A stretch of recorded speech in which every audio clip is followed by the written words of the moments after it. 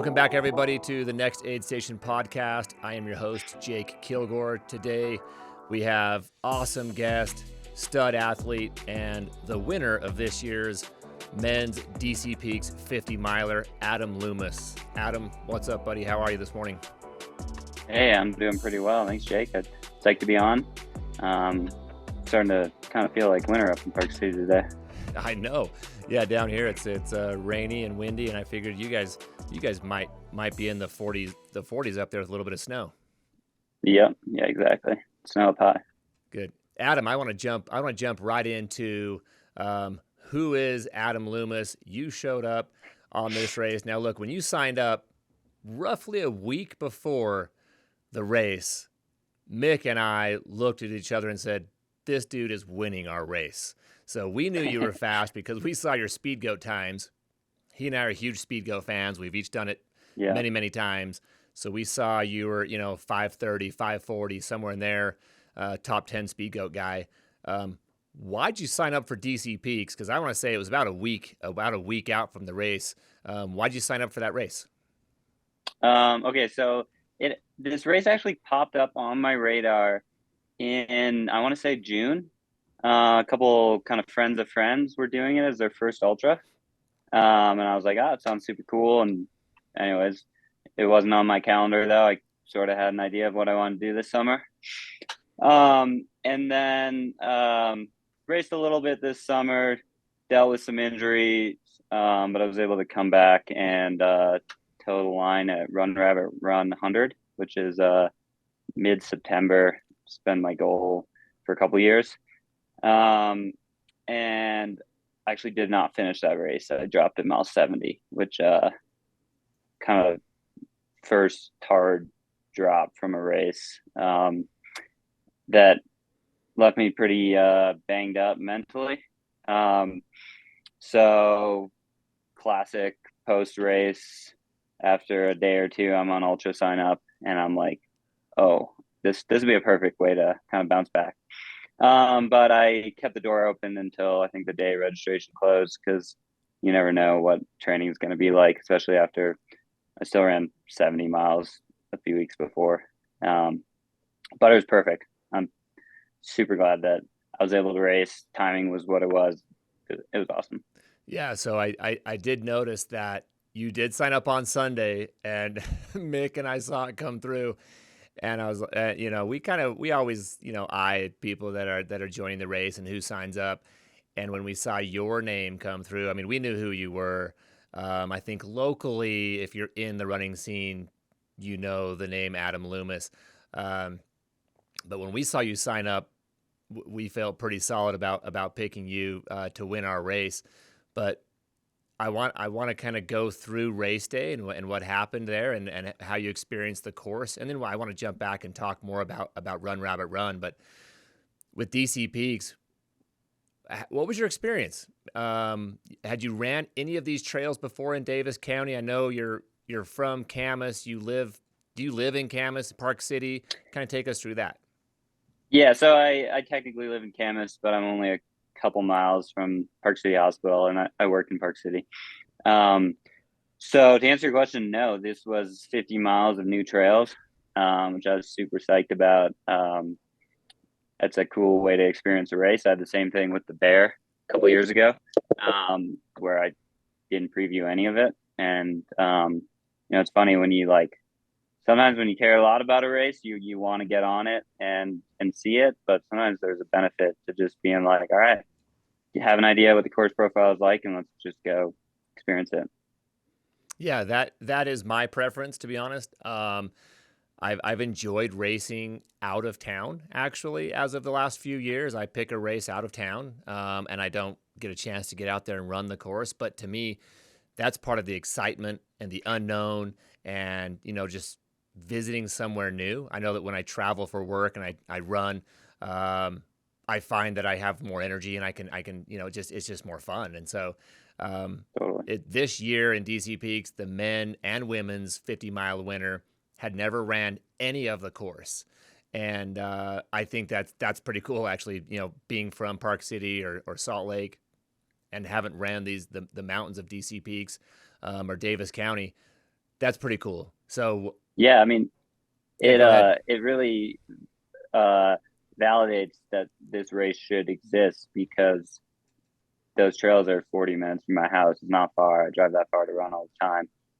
But seems like tend to go south from Parley's rather than north. And yeah, kind of open up a new world.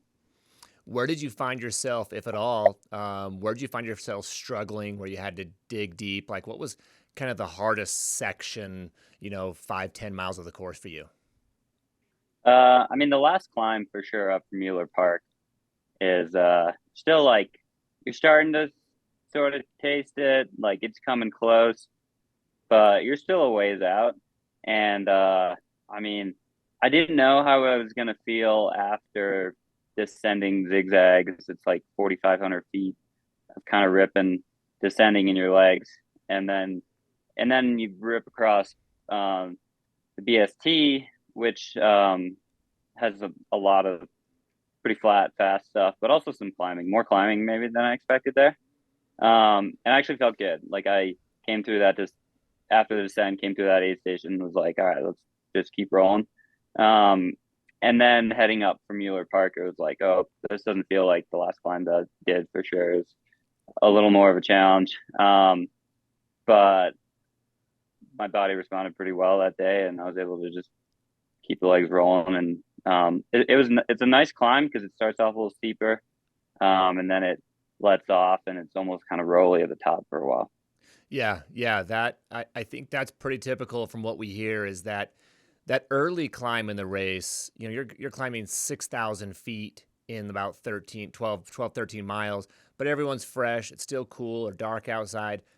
Mm-hmm. It's tough for sure. It's tough, but I think that early energy gets you through that. And then I see a number of people who bomb down Farmington potentially too fast. Do you remember what your miles? What I didn't look at your Strava, but how fast were you running down Farmington Canyon to Aid Station 2? It was in the like 6:15 to 6:30 range, most of the time when I look down at my watch, and that was like not trying to push. Like it's hard not to. If you have, I don't have a ton of leg speed compared to somebody with a true running background, but I feel like it's hard not to just rip that. So I was trying to hold back a little bit, and I feel like I kind of strike the balance on that. But yeah, it's some fast descending. Yeah, yeah, we have that section of the course in common with the Wasatch 100, and I personally Mm-hmm. have experienced running that section too fast because it's wide open, service road, and the descent is right at that level where you can really open it up if you want to, but it's just a natural let the legs go puts you to 6:15, 6:30, which is phenomenal speed, but it doesn't wreck your quads is kind of what it sounds like. Yeah, yeah. I felt like in a 50 mile, I could get away with kind of being on the limit a little more than a 100 mile, where it's like probably wouldn't want to be much under 7. Yeah, yeah, I totally agree. So my 14-year-old daughter and her friend and a bunch of people that I know were running that Farmington Aid Station 2, and my daughter said, "Yeah, the guy that won it came in and he touched his drop bag and he left." And I had a guess as to what you were doing, and she had a guess, but I want to know from you, what'd you do at your drop bag at 2? Yeah, so I just had a full vest loaded up with nutrition and hydration, which I mean I had a feeling like seconds weren't going to count, but it's just nice to be efficient. And in other races, seconds might count, so why not? So yeah, I mean I just came in, didn't have to worry about any of my trash or anything that I'd used in the first few hours. Swapped out headlamp for glasses and grabbed the vest and left. And yeah, maybe it was your daughter that was like kind of asking me if I needed anything. She's like, "What do you we got food, we got fluids," and I was like, "I'm good, see ya." And she's like, "Wait, oh, okay, bye." Yeah, yeah. She goes, yeah. He grabbed something out of his pack, and then just took off running. And I said, I bet he put his headlamp in his pack and didn't want to carry that for 30 more miles. So I'm going to ask him. So it sounds like you put your headlamp in, but you did grab something out, which was your glasses. Yep, and then a full vest. I fully took off my vest, put on a new vest. Oh, you swapped vests. I see. Yep, yep, Okay. and that's something I did a couple times at Run Rabbit. You know, again, like it didn't end up really mattering there, but it is a pretty good way to do an aid stations if you have crew or you have a drop bag and you happen to have a couple running vests. Yeah, You just yeah. have it loaded. You don't have to worry about stuffing things in your pack and missing something or thinking about anything. So you grabbed a vest full of 2 liters of water and your goos and things, or what? Yeah, a liter of water was the most I would carry. Two soft flasks and yeah, mostly gels and rolled up. So you swapped that out, glasses for Yep. headlamp, and you were gone. Did you run? It's 5 miles from Aid Station 2 from Farmington to Mueller to from Farmington to Bountiful Peak. Did you run that service road all the way up, or did you power hike any of it? I ran actually, I think from mile whatever the top of the climb, 12, 13. Um, so before aid one, from that point on, I ran everything. And yeah, that climb up from aid two is super runnable. Obviously, that runnable is always a relative term. But yeah, I felt super good at that point. There was like a gravel biker out there that I was kind of chasing after and made it fun. Yeah, perfect. Yeah, I agree. Runnable is definitely relative to who you are and your speed and strength and your fitness. That section is super rad. You come up over the west side, you get the West Valley, like the Great Salt Lake views, Yeah. and then you can also, when you get to the peak, you get the east side as well, which is really quite back country for something right here down in Davis County. So, but yeah, and then you drop down in zigzag, very technical coming down, steep, could really bang you up. And then the heat starts to settle in right around then as you enter Centerville. What was your strategy coming into Centerville? How quick were you in and out of that aid station? At that aid station, I still have a little bit of water left.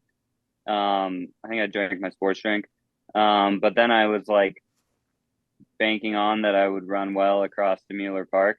So I was like, it'll be like 35, 40 minutes. So I just pulled out my little Hydro Pack collapsible cup and drank a little water and got some water on me, like grabbed the car sponge, which I was super psyched that you guys had that. That's like the best thing you can do at an aid station when it's hot. Cooled myself off a little bit and then kept cruising.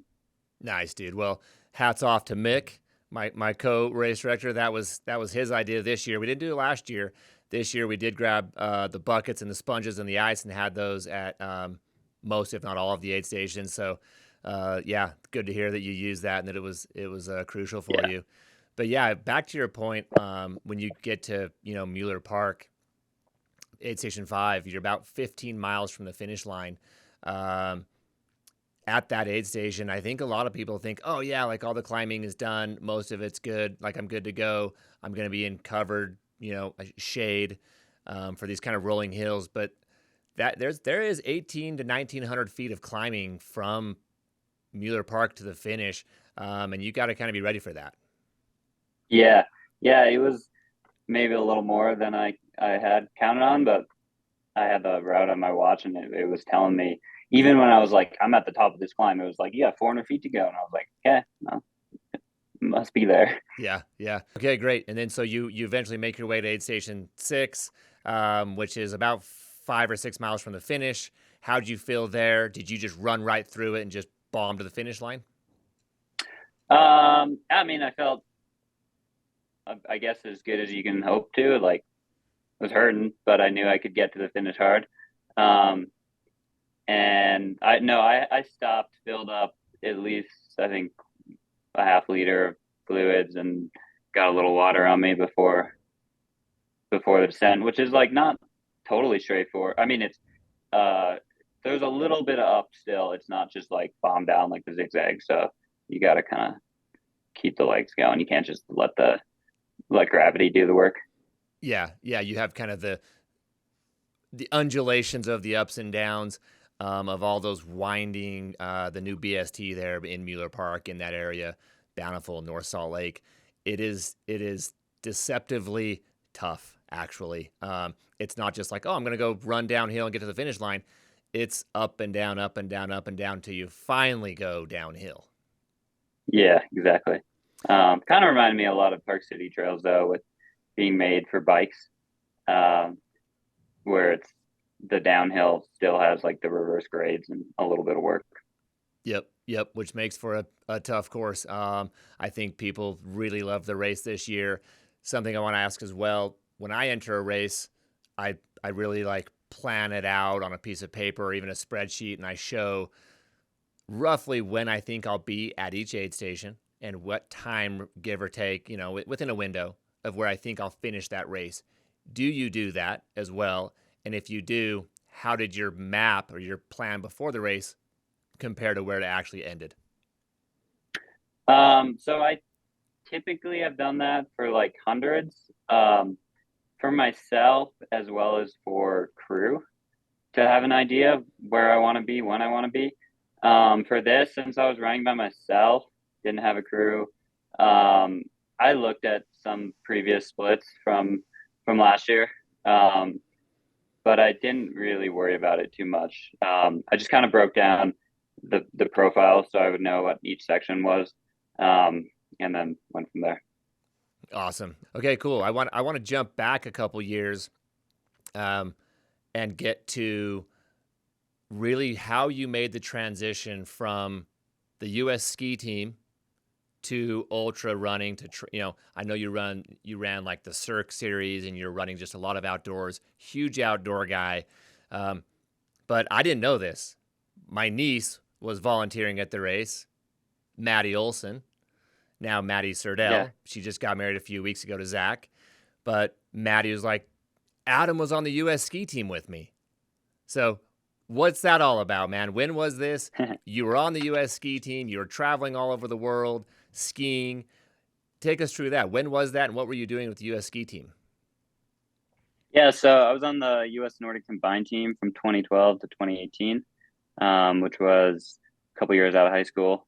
Um, and so for those that don't know, Nordic combined is both ski jumping, like the distance jumping you see at the Olympics, and then cross country skiing. Um, and it's a typical format is a pursuit style skate race based on how you jump. Um, so yeah, that's what brought me out west. And yeah, I mean, I was able to travel the world, live the life of a professional athlete. Maybe not the glamorous side of as much as people might think, but at least I certainly had the opportunity to be a pretty dedicated athlete, um, and learn a lot from that. But also like an opportunity to spend a lot of time training and developing a base that set me up pretty well for kind of whatever I wanted to do from a next endeavor. I mean, obviously, running is more of a hobby at this point, than a career, but yeah, having the base and the understanding of training, it transfers pretty well. So where are you from, and how'd you grow up? I mean, I know you grew up skiing and grew up in the outdoors a lot for sure, but what was your childhood like? Where was it at? And then at what age did you finally come out to Park City? So I grew up in Eau Claire, Wisconsin, um, which had the Midwest, the upper Midwest has a pretty good Nordic culture with cross country skiing being pretty big. And by the time I was like 8, 9 years old, like I was into cross country skiing. My parents were like, gosh, like, what are we going to do? Like there wasn't a huge program. It has developed a lot. But there was kind of a learner program, and then there wasn't an outlet after that. But anyways, I watched the Salt Lake Olympics on TV as a 9-year old and was like, oh, Nordic combined, that's super cool. I didn't know that's a sport. I want to do that. And then I was fortunate enough to have ski jumps in Eau Claire. So at 10, I started ski jumping. And then from there on out, like Nordic combined was kind of my biggest thing. And that that brought me west. I started spending more and more time in Steamboat Springs, Colorado, um, which was sort of the place for development. It still is, of ski jumping and Nordic combined. Spent a couple years there after high school. And then when I made the national team, then I moved to Park City where the national team is based. So that was 2012 when you went to Park City on the national team. Yep. Yep. So how old were you then? So I would have been 20. Okay, so you're out of high school, you're out of all that. Yep. You just Yep. dedicated everything to skiing and the fitness and the training. I know just watching Maddie as a youngster and then into her 20s. I mean, it was all the time. Being on the U.S. ski team, it's not like it pays well, but you are full Yeah. time committed to that, and those are bona fide athletes. Yeah, for sure. I I was able to do school online at the same time, and then I did work part time, usually in the restaurant world, just to kind of support myself. But other than that, yeah, I mean, the athlete life is is a cool one, especially I feel like the more you get into the work world later, it's like, had it pretty good. Yeah, sitting in an office or trying to deal with working from home remotely during 2020 and COVID, going, yeah, I think I had a pretty good 2012 to 2018. That was a pretty sweet life. Yeah, yeah, exactly. Yeah, man, you definitely did things the right way in your 20s, and now you're in your early 30s. You're what, 32 years old, right? I'll be 32 in a few months. I'm 31. 31. You'll be 32 soon. Okay, so at Yeah. 31, you're just getting started on the ultra running scene. That really is where I see a lot of runners really starting to figure it out. We go back 2 years to 2021. You won the Bear 100. As far as ultra signup goes, that's the first 100 that I see on there. Was that your first 100? Yeah. It was my first 100 race, first 100 finish. Um, and it went really well. Like one of those days where it's like, sure, there were little blips, but all in all, I was like, yeah, I couldn't have asked for much more.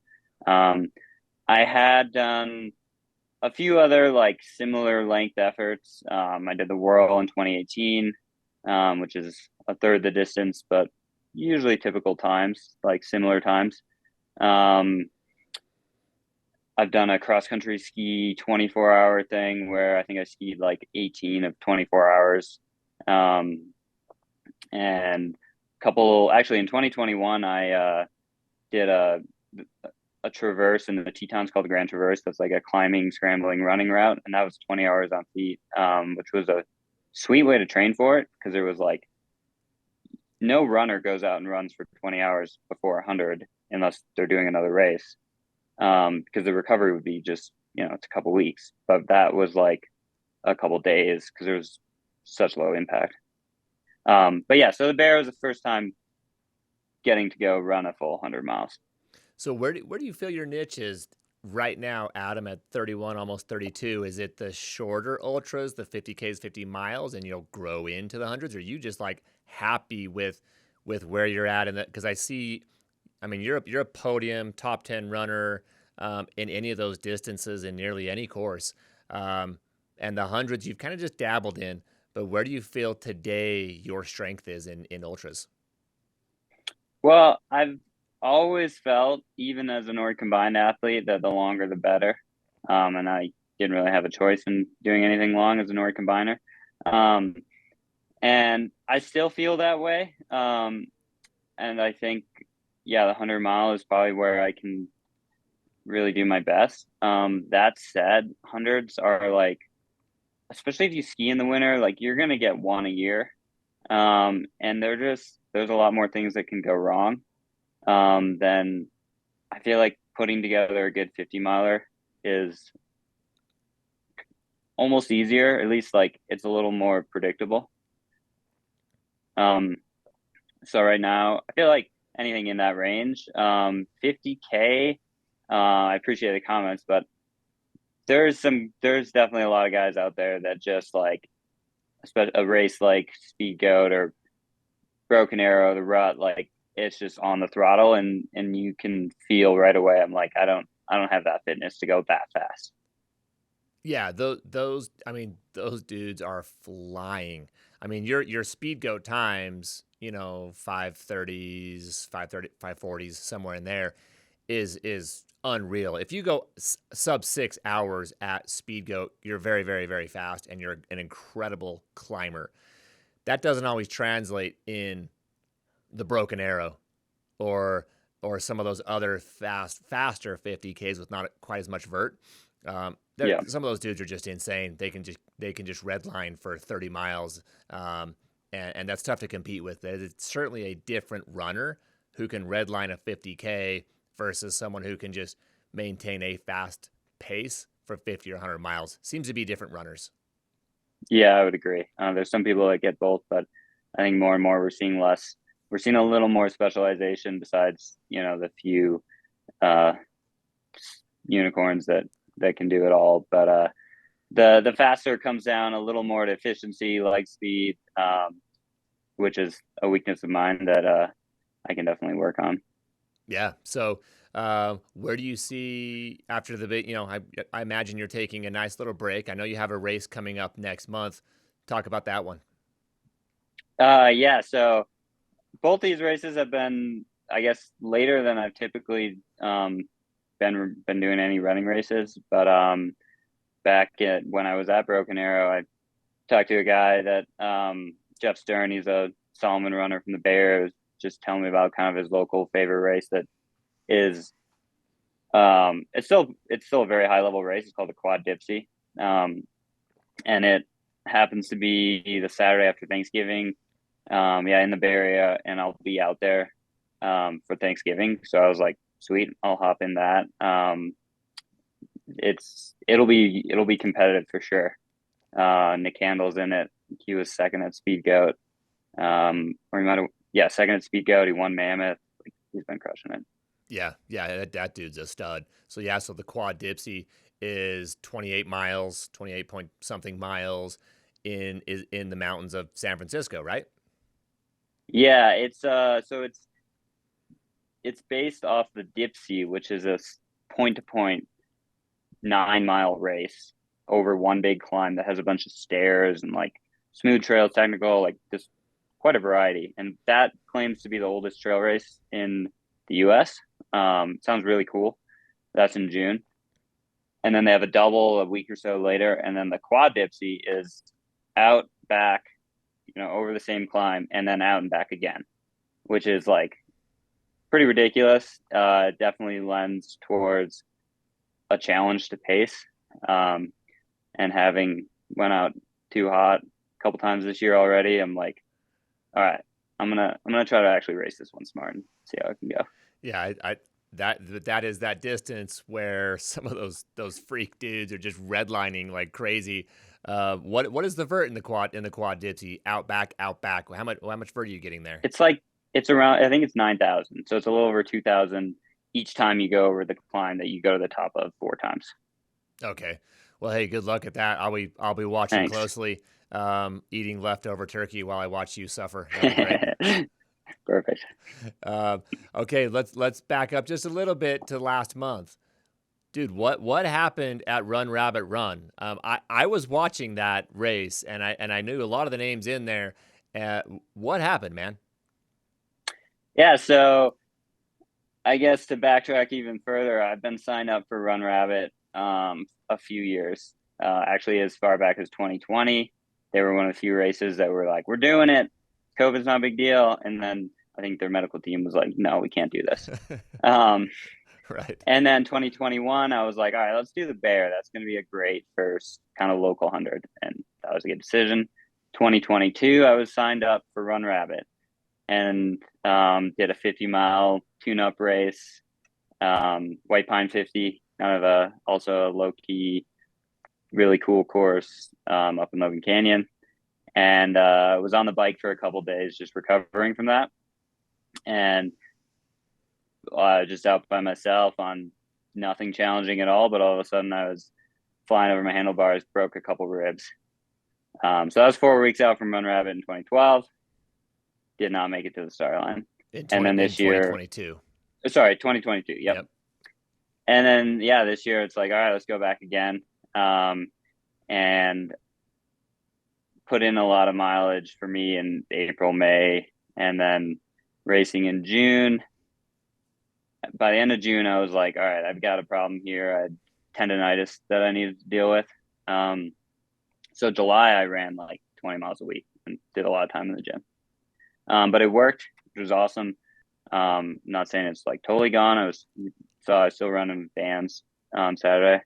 But I was able to get in like a couple good weeks of training and feel good. And that was kind of enough, I would say. But it would have been ideal to have another 5 weeks of training and to get in a few more long runs and all that thing.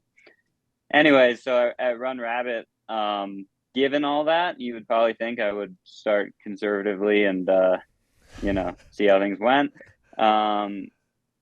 But it just went out so hot that like we were 20 minutes off the leaders at 40 miles, I think.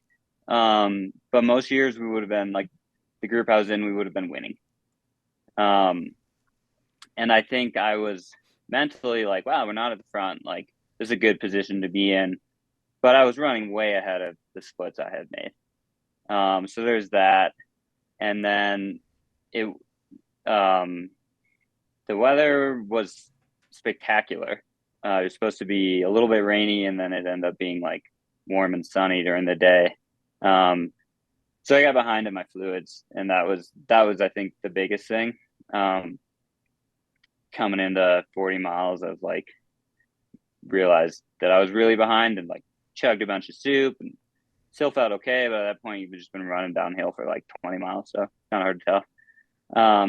And then at 50 miles, you're at Howelson, which is a fun aid station. Head up from there, still feeling okay. And then like it can just change so fast. I had like all of a sudden my stomach's feeling weird. Try to take a bit of gel and just like everything in my stomach comes back up. And then that section of the course is like kind of a long couple hours in the dark where you should be able to run pretty well, but if you're not moving well, you're bleeding time. Yep. So it's kind of a struggle to get through that. And then back to the Howelson aid station, and then you head back up, get back up high. And on that climb, I was puking again and kind of walked it into the aid station. And I've had stomach issues, but I've never been one to puke like that.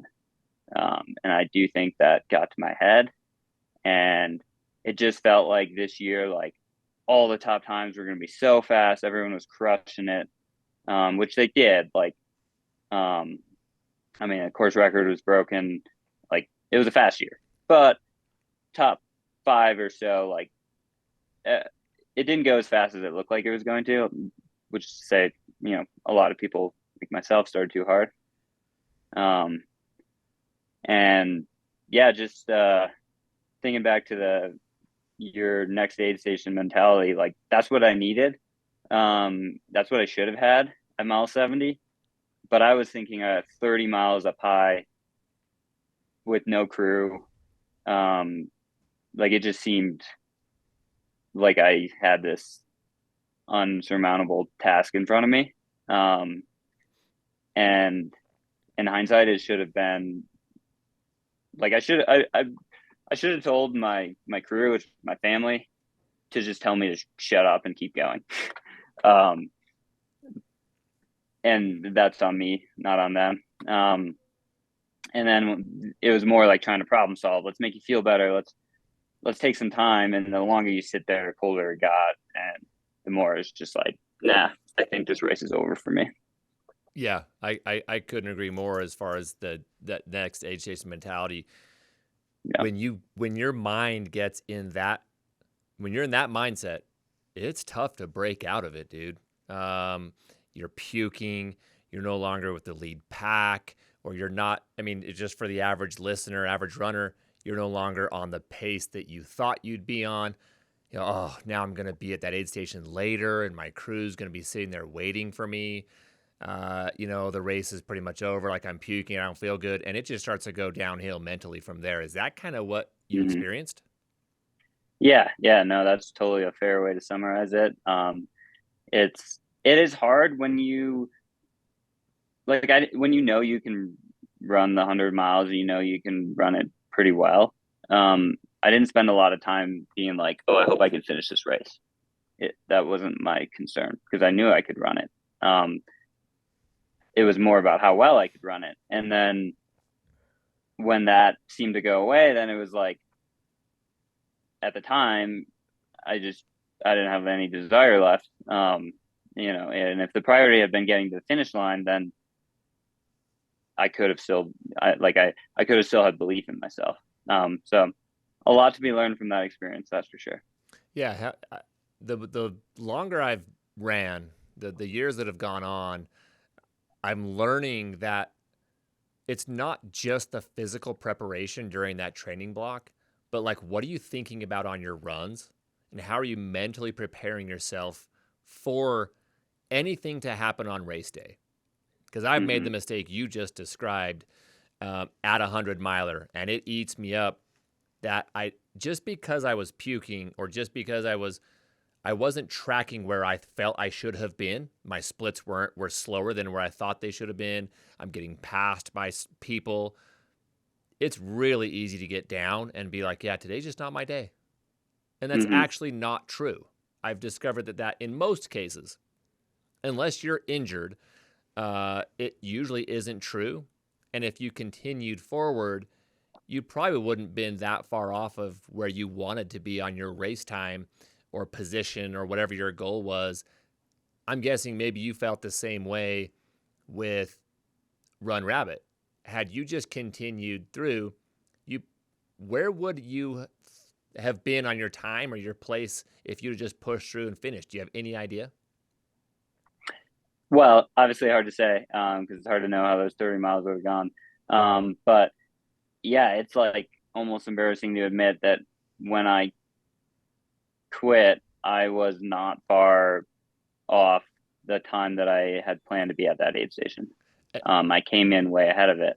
Um, so yeah, there was a lot of opportunity Yeah, yeah, and still I out I there. I think I guess my point I was trying to get across is yeah, it's hard to say where I would have finished. The bottom line is Right. I didn't finish, so I don't know where I would have finished. But I Yeah. think what I was trying to get across was when I dropped at a race around mile 60, so I was at the Hurt 100 and it's 5 laps, right? It's 5 gnarly laps. Each lap is roughly 17 miles and 20,000 feet. 5,000 feet of vert. So you see all the runners. Every lap you see who's in front of you or who's behind you. Mm-hmm. And on lap 3, I was feeling like crap. My legs were blown up, and the leaders. I'm going down the hill as the leaders are coming up, and it got so much in my head that I can't believe these guys are on lap 5. Like they're Yeah. so far ahead of me. I'm gonna be here all freaking day. I didn't realize, and so I DNF'd. I dropped at like mile 60, and I didn't realize until I got back to my hotel room and I was looking at the leaderboard that they were only on lap 4. But I thought they were on lap 5, and it got in my head that I was so far back. I was like, actually, I wasn't that far back because they were on lap 4. So, like, that mental game is, I think, underestimated in our sport, I guess is what I'm getting at, is like the preparation mentally is so key so that you can bounce back from the puke or from the whatever, from the splits of where Mm-hmm. you thought you should be. But it sounds like you experienced something that I did, which is this is the same kind of thing, like maybe dropping when you shouldn't have, or you could have continued forward if you were mentally in the right place. Yeah. Yeah, for sure. Um, but the flip side of it is that like, yeah, you learn more from not saying like I want to go do that again, but learn from more from an experience like that than when things just click um and then it's easy to be like, oh well, I'm just these things are just like come naturally to me, so next one will be good too. Um it's good to eat some humble pie. Yeah, we learned so much from our failures. I would say, and maybe correct me if I'm wrong, but you probably learned more last month DNFing Run Rabbit Run. You probably learned more there than you did winning the Bear 100. Is that fair to say? Yeah, definitely. All right, man. So what's on the calendar next year? Are there any big races you're really targeting? Are there any lotteries you're trying to get into where you're like, that's a bucket list race. I want to race that. What's coming up next spring or summer for you? Let's see. Well, first up, um, looking towards schemo season, so I race when I can. It's hard to be a winter sports coach and a winter sports athlete, um, but yeah, I'll be mostly skiing this winter. This time of year, I'm always like, I'm gonna run so much more during the winter time, and I'm gonna be ready to race whenever. Like I can race in April, and then winter comes and that becomes harder to do, which is fine. So early season is like it's easy to have a lot of ideas, but it's uh, hard to predict right now what I'll be doing. Um, and honestly, in general, I've like started to look at some races, but I'm not really sure. I would like to do another 100 miler, probably something new again, but kind of figuring out like what works. Maybe I get super lucky. I'll probably put in the high lonesome lottery. That looks cool, but I think your odds are pretty slim. I mean, better in Hard Rock, but um, I do like the fall racing. It seems like having the summer to build up, do some shorter stuff. Maybe something like Squaw Peak 50 miler, which I mean that's a pretty burly race, but it'd be fun to do that. Um, and then look at September, October. Um, Thought about they they don't have the 100 mile anymore, but there's a 100K at the Puerto Vallarta by UTMB, which would be end of October, beginning of November, and give a chance for the following year for UTMB, which is something that's on my radar. And um, I'd like to at least like open that door at some point. Yeah, yeah. Well, hey, based off of all of that, there's no shortage of races, and I said it on race day, and I'll say it again today.